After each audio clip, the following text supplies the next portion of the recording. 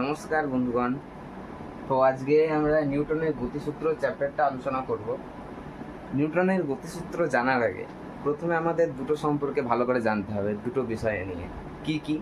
একটা হচ্ছে বল আর একটা হচ্ছে ভরবেগ। আমরা সবাই বল সম্পর্কে তো জেনেই থাকি, তাতেও ছোট করে একটু আলোচনা করা যায়। আর ভরবেগ সম্পর্কেও একটু ছোট করে আলোচনা করা যায়। না, বল কি?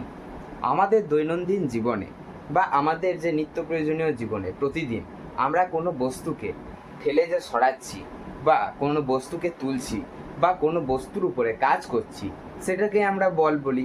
একই কথা, সাধারণত সবাই জানে এটা। নাকি আরেকটু আমি ভালোভাবে বিস্তার করে দিচ্ছি। ধরে নিলাম এখানে আমার কাছে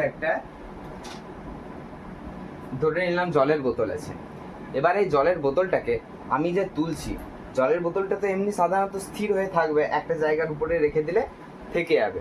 কিন্তু এই যে তোলার জন্য যে আমার কার্য করতে হচ্ছে, মানে আমি তুলতে যে পরিমাণ শক্তিটা লাগাচ্ছি, যেটা বল দিয়ে আমি করছি, এই যে তোলার কাজটাই, এই কার্যটাকে আমি বলছি বল। আরও ভালোভাবে বিস্তারে উদাহরণ দিচ্ছি। আমার কাছে একটা চুম্বক আছে আর একটা লোহার একটা কম্পাসের কাঁটা আছে। তো এই চুম্বকটা এই লোহাটাকে আকর্ষণ করে নিচ্ছে নিজের মধ্যে। এই চুম্বকটা লোহাটাকে নিজের মধ্যে আকর্ষণ করে নিচ্ছে। এটা কি কোনো জাদু হলো? এটা কিভাবে সম্ভব হচ্ছে? এটা হচ্ছে একটা বল। এই বলটার নাম কি? এই বলটার নাম হচ্ছে চুম্বকীয় বল। সাধারণত আমরা সবাই এটা জেনে থাকি। তাহলে আমরা বল সম্পর্কে এটা জানতে পারলাম। নাকি কোনো বস্তুকে সরাতে গেলে বা কোনো বস্তুকে তার জায়গা থেকে মানে সব বস্তুই স্থির পরিমাণে থাকে, যেমন এই বোর্ডটা স্থির হয়ে আছে, এই বোর্ডটাকে যদি আমি সরাই এখন, তাহলে কার্য করতে হচ্ছে, মানে বল দিয়ে আমি এটাকে সরাচ্ছি, এটাকে আমরা বলছি বল। কিন্তু আবার আমি ভালো করে যদি দেখি, ধরে নিলাম এখানে একটা বক্স আছে, এখানে একটা বক্স আছে। তাহলে আমি কি বলছি, যদি এইখান থেকে যদি আমি বল লাগাই, তাহলে এই বক্সটা এইদিকে মুভমেন্ট করবে, অর্থাৎ বক্সটা এইদিকে সরতে থাকবে। কিন্তু একইভাবে যদি এইখান দিয়েও একই পরিমাণে বল লাগাচ্ছি আর এই দিক থেকেও যদি একই পরিমাণে বল লাগাচ্ছি, তখন কিন্তু এই বক্সটা তো নিজের জায়গাতেই থাকবে। তাহলে কি তখন কোনো বল কাজ করছে না? না, তখন তাহলে ফোর্স হয়ে যাচ্ছে জিরো। এইটা আমরা বল সম্পর্কে জানি, এইটা আমরা সবাই জানি। ধরে নাও তুমি একটা পাথর আছে সামনে, একটা মাঝখানে রাস্তার মধ্যে পড়ে আছে। এবারে তুমি কি করলে, চাইলে পাথরটাকে সরাতে পারলে।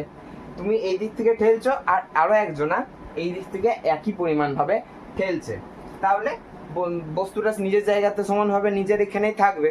কিন্তু আবার যদি কোনো বস্তুকে তুমি জোরে ঠেলো, অর্থাৎ তুমি বেশি জোরে ফোর্স করো, বেশিটা আমি কিভাবে এখানে দেখাবো। বেশিটার জন্য আমি এখানে 10 লিখে রাখছি। এখন 10-এর সঙ্গে 10 নিউটন হয়, নিউটন হচ্ছে বলের একক। কিন্তু আমি এখন 10টা আমি এখন লিখছি না, আমি খালি এখন 10 লিখছি। আর এইদিকে যদি আমি এইখানে লিখে দিচ্ছি, তোমার বন্ধুটা 5 প্রয়োগ করছে। 5টা কি, 5টা আমি যখন পরে বলবো, তাহলে কিন্তু দেখো তখন বস্তুটা সাধারণত 10 যে তুমি এই দিকে যখন বেশি ফেলছো, তখন কিন্তু বস্তুটা একটু হলেও এই দিকে তখন সরবে। তাহলে এটা হচ্ছে তখন একটা ফোর্সের জিনিস, সেটা আমি বিস্তারিত পরে আলোচনা করব। তাহলে আমরা বল সম্পর্কে এতটুকু আমাদের ধারণা পাওয়া গেল। চলো এবার আমরা আলোচনা করব ভরবেগ সম্পর্কে। তাহলে ভরবেগ জিনিসটা কি, চলো আমরা দেখে নিই। এবারে আসছে ভরবেগ সম্পর্কে। তাহলে ভরবেগটা কি? আমরা বল সম্পর্কে আলোচনা করলাম। ভরবেগ মানে হচ্ছে, দেখো এখানে ধরে নাও আবার একটা বক্স আছে। এই বক্সটার নির্দিষ্ট পরিমাণে একটা ভর আছে। হ্যাঁ, একটা নির্দিষ্ট পরিমাণে ভর আছে। ভর মানে কি? ভর মানে ইংলিশে আমরা ভরকে কি বলি? ভরকে আমরা বলি মাস। ভরকে আমরা ইংলিশে বলে থাকি মাস। মাস মানে আমরা এম দিয়ে ডিনোট করছি এখানে। তাহলে এই বক্সটার একটা নির্দিষ্ট পরিমাণে ভর আছে, মাস আছে এম। এবারে এই বক্সটাকে আমি যদি ঠেলি, এই বক্সটাকে আমি যদি ঠেলি, তাহলে বেগের ইংলিশ কি? ভেলোসিটি। ভেলোসিটিকে আমরা ভি দিয়ে ডিনোট করছি এখানে। এই বক্সটা যদি এমনিভাবে সরতে থাকে ভি ভেলোসিটি নিয়ে, তখন তাহলে আমরা এই গোটা জিনিসটাকে একসাথে আমরা তখন কি বলবো? ভরবেগ, এম ভি। তখন আমরা এই গোটা জিনিসটাকে একসঙ্গে বলতে থাকবো ভরবেগ। এইটাই হচ্ছে ভরবেগের কনসেপ্ট। তাহলে বল আর ভরবেগ সম্পর্কে বোঝা গেল। আমি আরো বুঝিয়ে দিচ্ছি, একবার এক্সপ্লেন করে দিচ্ছি। এখানে আমার কাছে একটা টিফিন বক্স রয়েছে।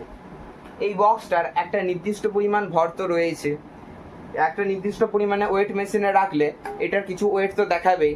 এবারে এই ওয়েটটা যদি কোনো আমি সাইকেলে করে নিয়ে যাই বা কিছু করে নিয়ে যাই, তাহলে এই ভরটার সাথে সাথে ভেলোসিটিটাও তো যাচ্ছে, তখন সেটাকে একসঙ্গে আমরা বলবো ভরবেগ।